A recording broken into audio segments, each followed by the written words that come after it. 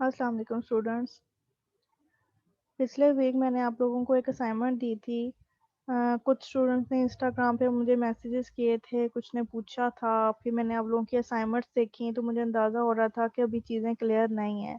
तो इस वजह से मैं आज आपके साथ उसी असाइनमेंट का जो है सॉल्यूशन शेयर करूँगी और उसको आपको सिखाऊँगी, समझाऊँगी। जो भी आप लोगों ने असाइनमेंट्स मुझे सेंड किए हैं उसमें मुझे काफ़ी गलतियाँ भी मिली हैं। कुछ बच्चों ने बहुत अच्छी कोशिश की है, अटेम्प्ट अच्छी की हुई है। तो ख़ैर वो तो बाद में मैं चेक करके उसको प्रॉपर्ली मार्किंग कर लूँगी, लेकिन पहले ज़रूरी चीज़ ये है कि जो आपकी गलती हैं वो आपको पता चल जाए कि क्या गलती है। अब इंडिविजुअली हर एक बच्चे को तो मैं उसके असाइनमेंट खोल के नहीं बता सकती हूँ, इसलिए मैंने इसका सॉल्यूशन एक पहले लिखा है, उसके बाद उसको जो है वो पीडीएफ में कन्वर्ट किया है ताकि आपके साथ स्क्रीन शेयर करके चीज़ें सिखा सकूँ। चीज़ें बहुत मुश्किल हो जाती हैं मैथमेटिकली कुछ भी समझाना जब हम व्हाइट बोर्ड को यूज़ नहीं कर सकते। तो आप इसको देखें। अब ट्राई तो की है कि हर चीज़ अच्छे तरीके से लिख दी है, पॉइंट आउट कर दी है। फिर भी कोई मसला हो, कुछ समझ ना आए तो फिर आप मुझसे पूछ लेना, क्वेश्चन कर लेना। अच्छा जी, स्क्रीन शेयर करती हूँ मैं आपके साथ।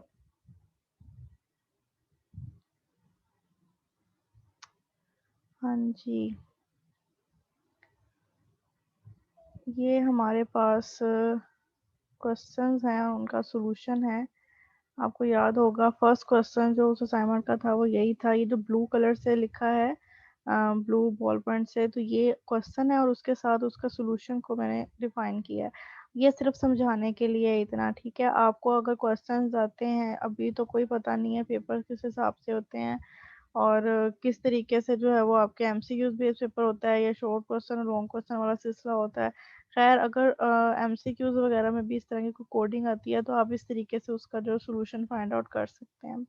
एक एक लाइन के साथ उसकी कम्प्लेक्सिटी लिखें। अच्छा, इसमें कम्प्लेक्सिटी से मुराद ये है कि कितना टाइम लगेगा या फिर कितने टाइम्स एक स्टेटमेंट रन करेगी, एग्जीक्यूट होगी।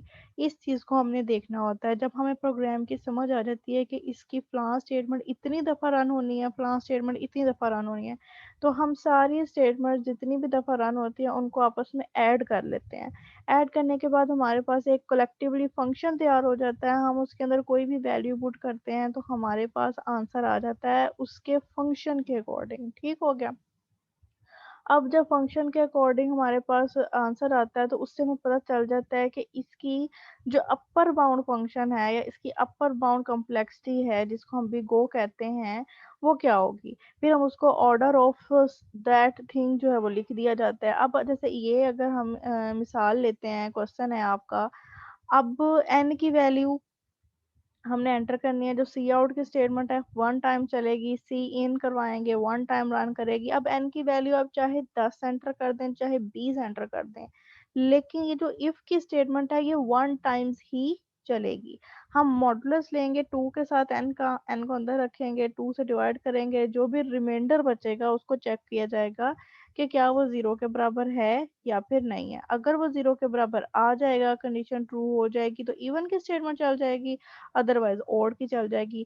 तो हम कह सकते हैं कि n की वैल्यू जो मर्जी रख लें, इसकी टाइम कम्प्लेक्सिटी हमेशा क्या आएगी, कांस्टेंट आएगी। हमने सबको जो है वो आपस में ऐड कर लिया। अब देखें 1 प्लस 1 प्लस 1, इन दोनों में से एक स्टेटमेंट चलनी है, इसलिए 1 टाइम ही 1 को लिखा, 4 आ गया। अब n की वैल्यू यहाँ पे 20 पुट करें फिर भी 4 आएगा, n की वैल्यू 100 पुट करें फिर भी यहाँ पे 4 ही आंसर आएगा। तो ये एक कांस्टेंट टाइम कम्प्लेक्सिटी वाला प्रोग्राम है। इस वजह से हम कह सकते हैं कि इसकी जो टाइम कम्प्लेक्सिटी है वो बिग ओ या ऑर्डर ऑफ सी, मतलब कांस्टेंट या ऑर्डर ऑफ 1 है। ठीक है जी, ये आपका फर्स्ट क्वेश्चन का सॉल्यूशन था। इसके बाद आ जाता है क्वेश्चन नंबर 2। ये मैंने अभी तक जितनी भी असाइनमेंट्स आपकी चेक की हैं, आप लोगों ने इसको जो है ना वो एन ही लिखा हुआ था। थोड़ा सा इसके ऊपर अगर हम फोकस करें तो हमें नज़र आएगा कि इसकी कंडीशन एन टाइम्स नहीं बल्कि एन बाय 2 टाइम्स रन होती है। अच्छा जी, सबसे पहले तो एक स्टूडेंट ने इंस्टाग्राम पे मुझे मैसेज किया था कि मैम ये तो लूप इनफाइनाइट है, ये तो कभी भी नहीं होगा ख़त्म। और वाकई जब मैंने भी फोकस किया तो देखें आई की वैल्यू इंक्रीमेंट इंक्रीमेंट इंक्रीमेंट होती जाएगी, तो हमेशा ज़ीरो से बड़ी रहेगी। ज़ीरो से बड़े रहने की वजह से लूप कभी टर्मिनेट नहीं होगा। अब मैंने तो वैसे ये जो क्वेश्चंस थे ये डिफरेंट डिफरेंट प्लेटफॉर्म से इंटरनेट से ही उठाए थे, क्योंकि खुद तो मैं क्वेश्चन नहीं बना सकती थी, उसमें गलती हो सकती थी, लेकिन वहाँ पे भी ये गलती अगर आ गई है तो आप लोग इसको लेस देन की अलामत के साथ समझ सकते हैं, ठीक है। तो जिन बच्चों ने इसको लेस देन करके किया है वेरी गुड, जिसने बस टाइम कम्प्लेक्सिटी पे फोकस किया है, कोडिंग रन करके नहीं देखी, तो दैट्स ऑल राइट, कोई मसला नहीं है। आपकी जो असाइनमेंट थी वो जस्ट इसकी टाइम कम्प्लेक्सिटी पे ही फोकस करने की थी। अच्छा, अब जो मैंने यहाँ पे इसकी डिस्क्रिप्शन लिखी है ये इसलिए लिखती थी ताकि मैं बाद में आपके साथ ये पीडीएफ की फाइल शेयर करूँ तो भी आपके पास ये नोट्स की सूरत में मौजूद मौजूद हो। अब इसमें क्या एक टेक्निकलिटी थी कि जो आई की वैल्यू है ना वो वन आइट्रेशन में टू टाइम्स इंक्रीज हो रही है। एक दफा तो जो लूप का स्ट्रक्चर है उसमें इंक्रीज हो रही है और एक दफा लूप की बॉडी में भी इंक्रीज हो रही है। इसकी वजह से हम यहाँ पे कंडीशन को n+1 और इसके इंक्रीमेंट को n टाइम्स रन नहीं करवा सकते, ठीक है। देखें फॉर एग्जांपल n की वैल्यू 5 लेते हैं तो 5 जो है वो आई के में चला जाएगा और आई 5 ग्रेटर देन 0 है। अब इसको लेस देन, अच्छा अगर इसको लेस देन करेंगे तो भी इसमें प्रॉब्लम आएगी।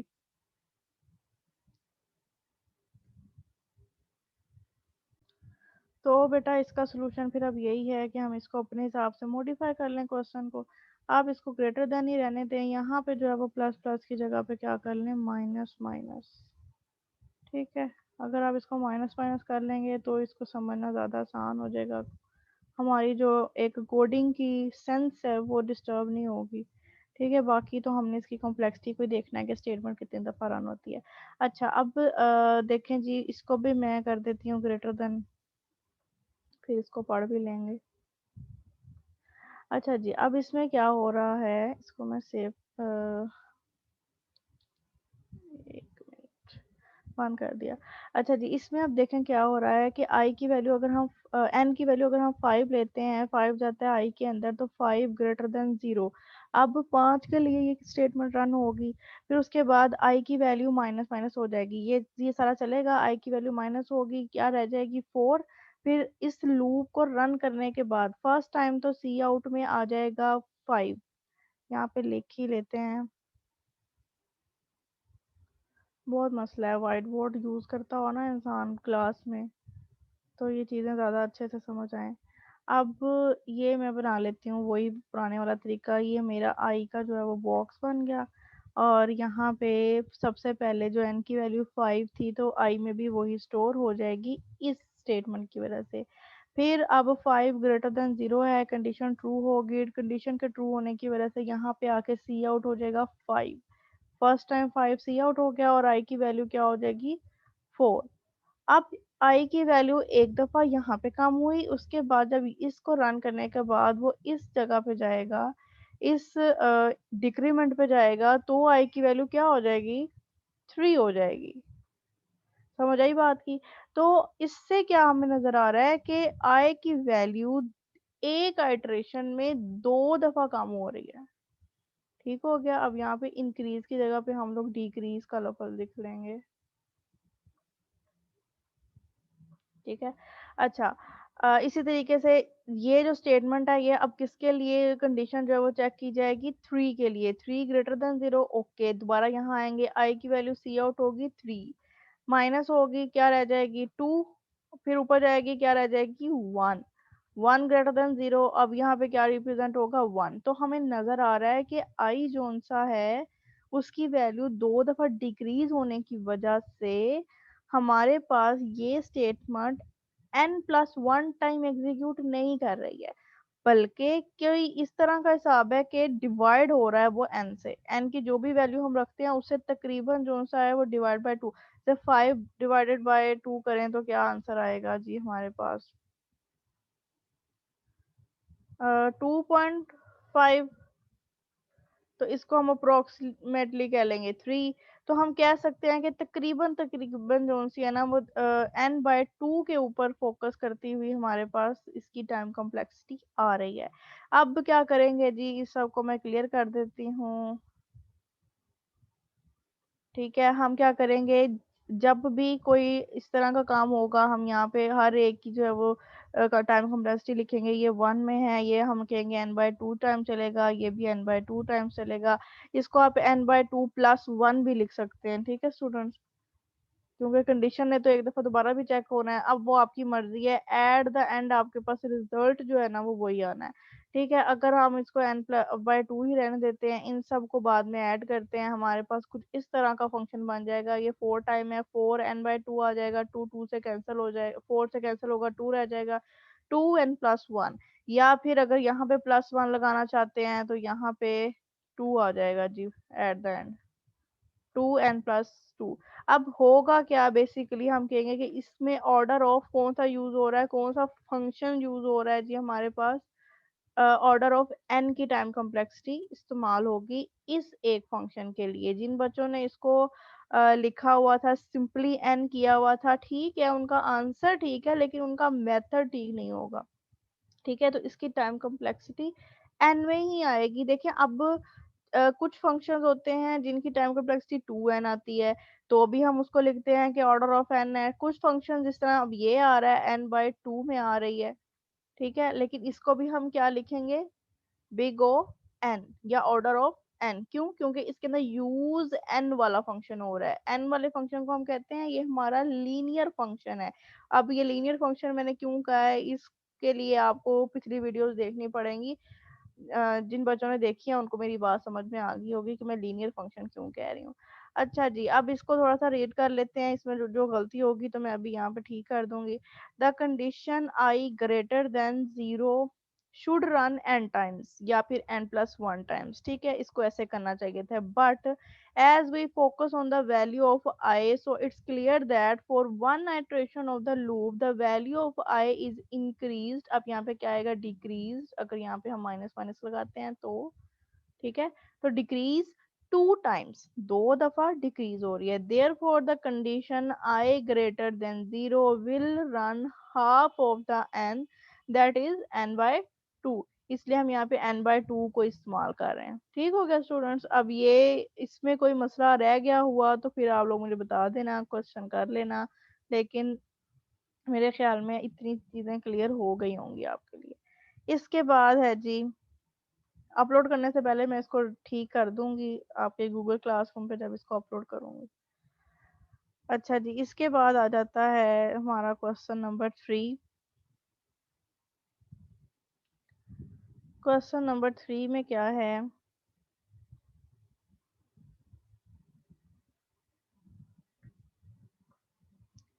ये फंक्शन था हमारे पास, या ये कोड लिखा हुआ था और उसकी टाइम कॉम्प्लेक्सिटी निकालनी थी। ये फर्स्ट क्वेश्चन था आप लोगों के असाइनमेंट में जिसमें नेस्टेड लूप इस्तेमाल हो रहे थे, ठीक है? मैंने देखा है काफ़ी स्टूडेंट ने इसको सही अटेम्प्ट किया हुआ है, बिल्कुल ठीक अटेम्प्ट किया हुआ है, ठीक है? और अगर जिनको कोई मसला है तो उनके लिए इसको दोबारा क्लियर कर देती हूँ। अब जब जिस तरह से नॉर्मल फोर लूप की टाइम कॉम्प्लेक्सिटी, ये तो आप लोगों को हार्ड एंड फास्ट याद ही होना चाहिए ना, कि जब भी फोर लूप के 3 स्टेटमेंट्स के ऊपर हम लोग कॉम्प्लेक्सिटी देखेंगे तो उसकी फर्स्ट स्टेटमेंट 1 टाइम, उसकी सेकंड स्टेटमेंट या कंडीशन n+1 टाइम, ठीक है, अगर उसमें कोई ऐसी टेक्निकलिटी नहीं है, और जो थर्ड इंक्रीमेंट या डिक्रीमेंट वाला काम है वो n टाइम्स रन होगा। ये चीज़ें अगर आप याद कर लेंगे तो आपके लिए चीज़ों को समझना आसान हो जाएगा, बशर्ते ये कि इसके अंदर कोई इस तरह का काम ना हो रहा हो कि n जो है वो डिवाइड हो रहा हो या मल्टीप्लाई हो रहा हो 2 के साथ, ठीक है? फिर उसमें चीज़ें चेंज हो जाएंगी। या फिर आई जो हमारा आइटरेटिव वेरिएबल है उसके ऊपर इस तरह का कोई काम ना हो रहा हो जिसमें आई डिवाइड या मल्टीप्लाई हो रहा हो 2 से, 10 से, 3 से या किसी भी चीज से। ठीक हो गया? अब इसके बाद जब नेस्टेड लूप की बारी आती है, फिलहाल इसको समझ लें, बाद में इसके ऊपर डिस्कशन करते हैं मजीद। अब जब जब कोई भी नेस्टेड लूप की बारी आएगी ना, तो उसकी भी आपने टाइम कॉम्प्लेक्सिटीज बिल्कुल नॉर्मल उसी तरीके से लिख लेनी है जैसे आपने बाहर वाले की लिखी है। फिर आपने देखना है कि किस लेवल पे, ये सेकंड लेवल पे आ रहा है, तो सेकंड लेवल पे आने की वजह से हम इसको क्या करेंगे, इसकी हर एक स्टेप की टाइम कॉम्प्लेक्सिटी को n से मल्टीप्लाई कर देंगे। ठीक हो गया? और इसके अंदर वाली स्टेटमेंट की भी जो भी टाइम कॉम्प्लेक्सिटी होगी उसको भी किससे मल्टीप्लाई कर देंगे, n से। क्यों किया ये काम? क्योंकि ये एक नेस्टेड लूप है, और जब हम इसको मल्टीप्लाई करेंगे तो डेफिनेटली हर एक चीज का आंसर जो सा है वो n के साथ मल्टीप्लाई होकर ही आएगा। ओके, अब इसके ऊपर अगर फोकस करें तो इसमें भी इसकी कोडिंग को रन करें तो थोड़े बहुत मसले मसाइल हैं। मसले मसाइल वही हैं जैसे पिछले वाले में मैंने आपको बताया कि अगर आई ग्रेटर देन जीरो को चेक करते रहें तो आई ने हमेशा इंक्रीमेंट होते रहना है। इंक्रीमेंट होने की वजह से इस लूप ने कभी भी टर्मिनेट नहीं होना। तो आप यहाँ पे इसको क्या कर लो, माइनस माइनस कर लो। ज़्यादा फोकस इसका वही बात है, जितना आप कोडिंग के ऊपर जाएंगे शायद आपके लिए चीज़ें समझना मुश्किल हो जाए, कम्प्लेक्स हो जाए। आप इसकी ज़्यादा टाइम कम्प्लेक्सिटी के ऊपर ही फोकस करें। अगर आपको पेपर में भी एमसीक्यूज में भी इस तरह के क्वेश्चन आते हैं, क्योंकि मैंने भी ये नेट से उठाए हैं, आपका जो भी एग्जामिनर आपके पेपर बनाता है वो नेट से ही उठाता है। हम लोग खुद तो क्वेश्चन डिज़ाइन नहीं करते हैं। तो इस वजह से अगर वहां पे भी ये मिस्टेक्स होती हैं तो आपने इन मिस्टेक्स को इग्नोर करना है और अपनी सिर्फ टाइम कम्प्लेक्सिटी के ऊपर फोकस करना है। और जो आपका आंसर निकलेगा, जैसे एट द एंड आपके पास आंसर ये आएगा, तो आपने इसको ही अपने एमसीक्यू में टिक कर लेना है। अच्छा जी, इसके बाद हम क्या करेंगे, हर एक स्टेप के लिए जो है वो ब्रैकेट्स लगा लेंगे। ब्रैकेट्स में लिखेंगे इसको, फर्स्ट के लिए 1 + n+1 + n, ये हो गया। फिर सेकंड में 1 × n प्लस n+1 × n, इस तरीके से, ठीक है। फिर प्लस n × n, ठीक है। समझ आ रही है ना, क्योंकि ये सेकंड में नेस्टेड लूप है, इस वजह से n के साथ हर चीज को मल्टीप्लाई कर दिया। अब ये स्टेटमेंट कितनी दफा रन होनी थी जी, n टाइम रन होनी थी, क्योंकि लूप के अंदर की स्टेटमेंट है। लेकिन क्योंकि ये नेस्टेड लूप की स्टेटमेंट है, इसलिए इसको भी हम मल्टीप्लाई करेंगे n के साथ। अब इन सबको खोल के लिख लें, 1 + n+1, ये सारा कुछ हो गया। n को जब अंदर मल्टीप्लाई करेंगे तो n² + n आ जाएगा।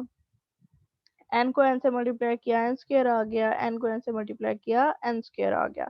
अब इन सबको एक लाइन में लिख लेंगे। जो एक जैसी रकमें हैं उनको प्लस कर लेंगे, जैसा कि n² 3 दफा है तो 3n² प्लस, अब क्योंकि प्लस है ना दरमियान में, इस वजह से इन सबको प्लस करेंगे। n 1 2 3 4 4n+1 and 2 2। अब ये फंक्शन है हमारे टाइम कॉम्प्लेक्सिटी फाइंड करने का इस कोड के लिए, ठीक है, ये इस प्रोग्राम के लिए।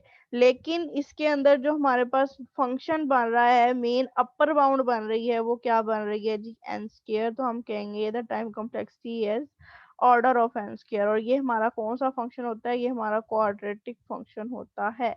ये हो गया थर्ड का, उम्मीद है इसकी भी समझ आ गई होगी आपको। इसके बाद आ गया है जी फोर्थ क्वेश्चन।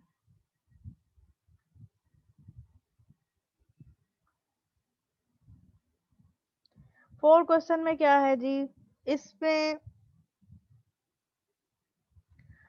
एक लूप लगा हुआ है, वाइल लूप। फर्स्ट स्टेटमेंट तो आपको पता है एक ही दफा रन होनी है। इसमें लगा हुआ है वाइल लूप। वाइल लूप में क्या है कि आई जब भी आएगा, मतलब कोई कंडीशन है ही नहीं, बस आई ने आना है और उसने जो है वो रन कर जाना है, आई की जो भी वैल्यू होगी। अच्छा, सी आउट आई, हमने आई को ही जो है वो डिस्प्ले करवा देना है। अब ये जो आई है ना, इसके अंदर एक जो टेक्निकलिटी है वो ये है कि आई डिवाइड हो रहा है 2 के साथ। अब जब भी डिवाइड और मल्टीप्लिकेशन वाला काम आ जाएगा, तब हमने इसकी कॉम्प्लेक्सिटी को log ऑफ n में लिखना है, क्योंकि ये लॉगरिथमिक फंक्शन ही की क्वालिटी है कि वो डिवीजन और मल्टीप्लिकेशन की चीजों को डील कर सकता है। अब यहाँ पे पढ़ें, the value of i is not decremented by 1 but it's decremented by the division by 2। ऐसे नहीं हो रहा कि आई माइनस माइनस हो रहा है या आई प्लस प्लस हो रहा है, बल्कि आई जो है वो किस तरह डिक्रीमेंट हो रहा है, डिवाइड के ऑपरेटर से हो रहा है, डिवीजन बाय 2 में।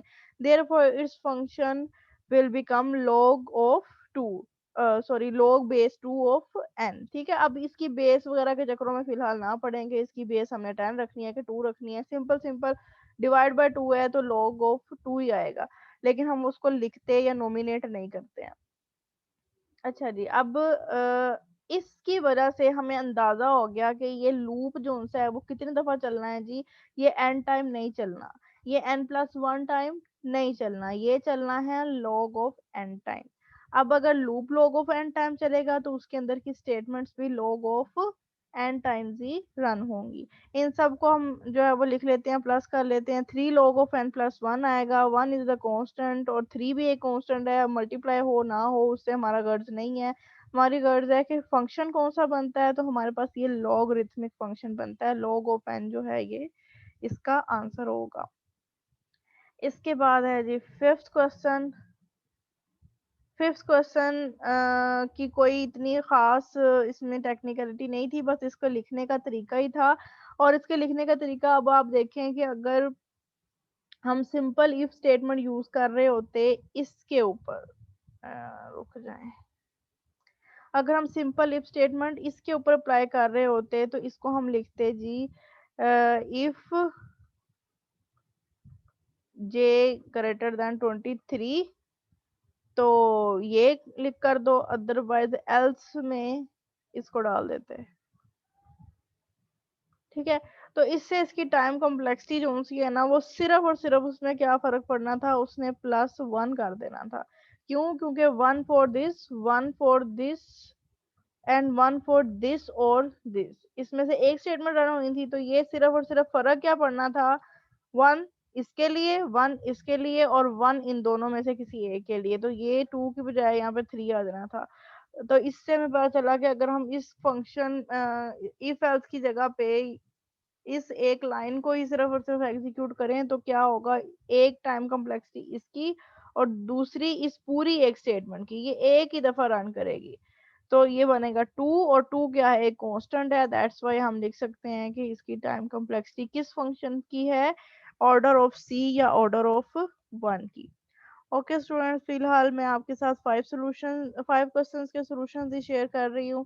नेक्स्ट वीडियो में मैं आपको बताऊंगी कि कौन कौन से बच्चों की मुझे असाइनमेंट्स मिली हैं और कौन कौन से बच्चों ने पता नहीं क्या किया हुआ है, वो भी डिस्कस करूंगी, मैंने आप लोगों को बताना है उसका।